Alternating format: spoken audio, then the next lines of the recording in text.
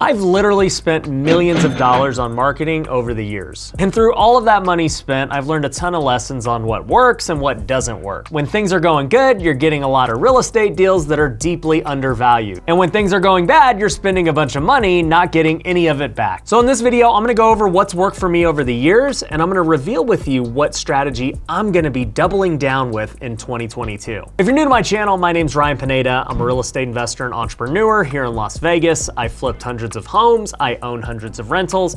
I also own multiple businesses doing millions a year in profit. And if you want a free consultation on how those businesses can help you, go to ryanpineda.com. I got into the real estate investing game back in 2015. And in my first 3 years of doing it, I never spent any money on marketing. During that time, I was able to buy over 80 homes just strictly from looking on the MLS and networking with wholesalers and realtors. And the great thing about that was pretty much all of the money that I was making from the flips was net profit because I didn't have a sales team, I didn't have to pay for marketing, didn't even have an office at the time, so I was making really good money starting out. But in 2018, I decided that I wanted to go big. I wanted to do over 100 flips in 1 year. But to hit that goal, I knew I was gonna have to start spending money that I wasn't used to. It was during that year that I leased a new office, I hired employees like my sales team, like project managers, and I started to spend some money on marketing. The very first thing I did when I started marketing was buy a list of data for people to cold call. Now there are a whole bunch of different lists that you can get for data. One list that we got was free and clear homes that were owned for over 10 years. Essentially, somebody who's bought 10 years ago has seen their house go up a ton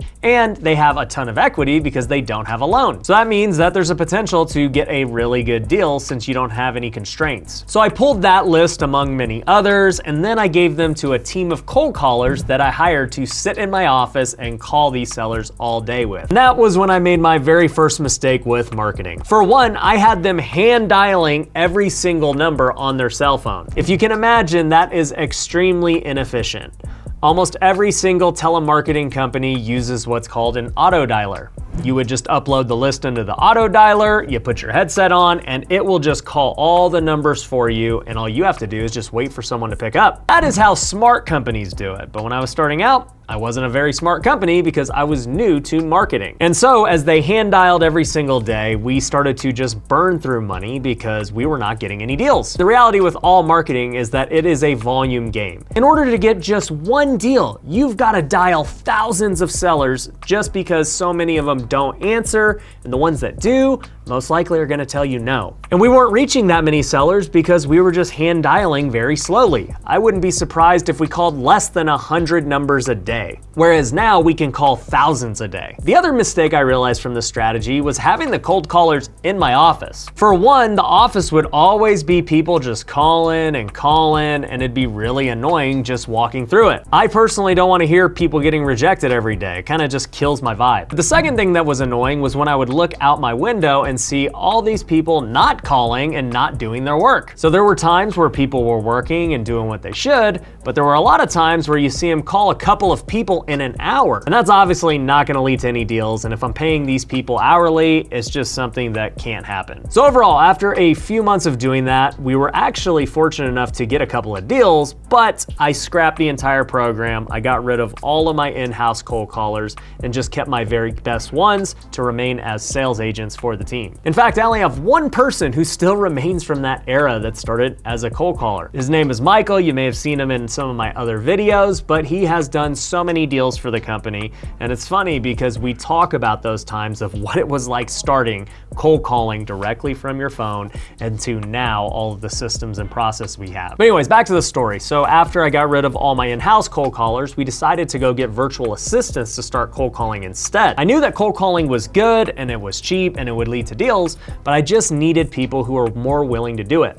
And what was crazy was these virtual assistants who are getting paid $3 to $5 an hour were doing a better job than the Americans who were getting paid $15 an hour. I think when it comes to tedious work like this, Americans just aren't as motivated to do it as opposed to virtual assistants in these other countries. But nonetheless, we started using the VAs and having them push the leads to my sales team, and all of a sudden we were getting way more deals. And throughout that time in 2018, we ended up pushing our budget to about $10,000 a month between hiring these VAs to cold call, between pulling data, and just running our marketing team. And it was really good because that $10,000 was getting us a 10x return on the money. Now, as we went into 2019, I was a bit unsure of the market because they had raised interest rates at the end of 2018, and I had ended up losing for the very first time on flipping houses on a bunch of properties I had. And so I didn't want to go all in on a big budget right away, so I just remained with the $10,000 a month budget. And that remained more of the same. We were making anywhere from 5 to 10x a month on the budget.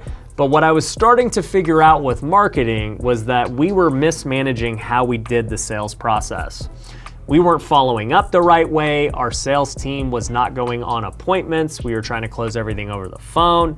And I just realized if we got good at going on appointments, if we got better at follow-up, we were gonna close way more deals. Well, towards the end of 2019, we started to do those things, and I hired a business coach who helped me totally restructure my organization. I also joined a mastermind called the Collective Genius, where I got introduced to a bunch of other great entrepreneurs and investors, and I was ready to commit to something even bigger. So at the beginning of 2020, I started doing TV commercials. I committed to doing $20,000 a month of that, and then still sticking with the $10,000 budget with cold calling, and now adding some PPC. For those you don't know, PPC stands for pay per click, and we basically use it so that we pop up when people search on Google, sell my house for cash or things like that. But what we found was with TV commercials, we were getting such a higher quality of lead than we were with cold calling, and it makes sense, right? In TV, somebody is calling you because they want to sell their house. Whereas with cold calling, we're calling them unannounced. They have no idea, and we're just trying to see if maybe they want to sell it. But all in all, the results were fantastic in 2020, and we had our best year ever, both through the marketing department and just our sales process started getting better, and everything overall was going good. Even though we went through a pandemic, we still kept our marketing going strong during lockdowns. And in fact, I told them to double the TV budget because I knew everyone was gonna be inside, they're gonna be watching TV, and there were gonna be some people that just wanted to sell their house really fast because they didn't know where the world was going. It ended up being a really good bet. And as we went into 2021, I decided that I wanted to take it another step further. And so I authorized the team to raise the budget to $60,000 a month. And with the $60,000 a month, basically what we did was invest more into TV commercials. We continued to cold call. During this time, we were also doing text messaging, which I forgot to mention. We had been doing that along with cold calling during this whole time. But we also added direct mail, and we upped our budget a little bit in PPC. Once you start spending this much money, you don't want to have all your eggs in one basket. You want to have a more diversified approach so that if something starts falling off in marketing, you're able to ramp something else up. If I were to just go spend $60,000 in TV commercials only, if I have a bad month in TV, it's not looking good for my business. But I will say, when you're just starting out, one thing we teach our students at Future Flipper is to do cheaper forms of marketing like cold calling and texting, or even just networking with the wholesalers and realtors, because you don't have a big budget and you're not able to really diversify because you're not spending enough. But once you get to the level that I'm talking about, where you're spending over 30 grand a month, you want to make sure you got your eggs in multiple baskets. But all in all, in 2021, our budget has fluctuated. We've had months where we've had it at 60,000. I've tried to push it up to 100,000 before, and we didn't have great success, so we ended up dropping the budget again, and it's just kind of been fluctuating, and we will see what it averages out to as the year ends. But that's the thing with marketing, is you got to realize you don't just throw money at marketing and all of a sudden you just make money. In order for the marketing to work, your business has to work properly too. How you intake the lead has to work. How your sales team handles the lead has to work. Are you just spending too much in one area and now you're getting diminishing returns?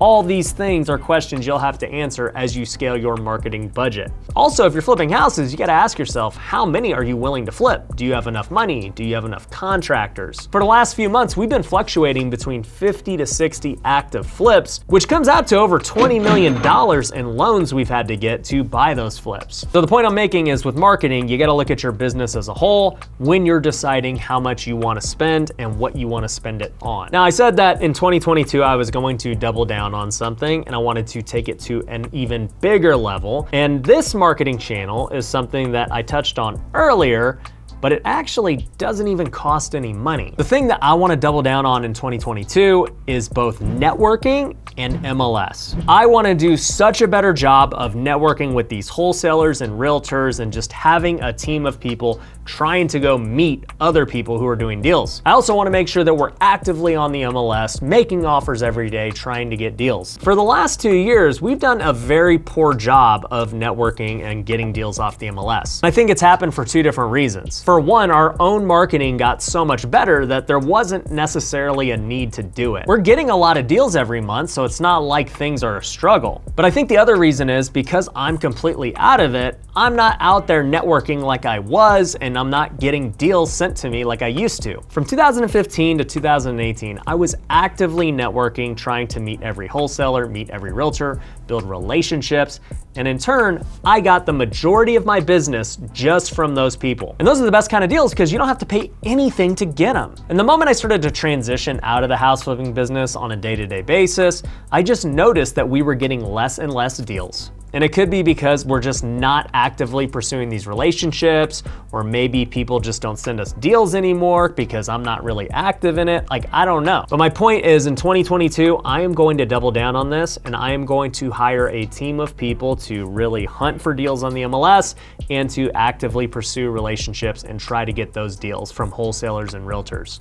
I think doing that alone will increase our profit margin significantly because there's not a huge cost to doing it. One way we'll execute it is by cold calling realtors like we do sellers. Just try and go take them out to lunch, see if they got anything going on, and see how we can help them grow their business, and in turn, they can give us more deals. We're also gonna launch an internship program again. This year we had 2 different internships that led to a few deals, but more importantly, it led to a couple of employees that I ended up hiring that are great pieces to our team. So I think more internships in 2022 will help, and if you wanna be a part of those internships, make sure you go follow me on Instagram. That's when I post them happening. So all in all, that's my plan to dominate 2022 with my real estate marketing. If you want to figure out how to build your real estate business, you can go to futureflipper.com. We've got courses and coaching programs. You can actually be coached by me directly if you get in my all-star program. And we talk about these things all the time because I want to help people build a better business and become financially free and eventually get their time freedom back. So you want to go do that, go to futureflipper.com. Thanks for watching. Catch you on the next one. Peace.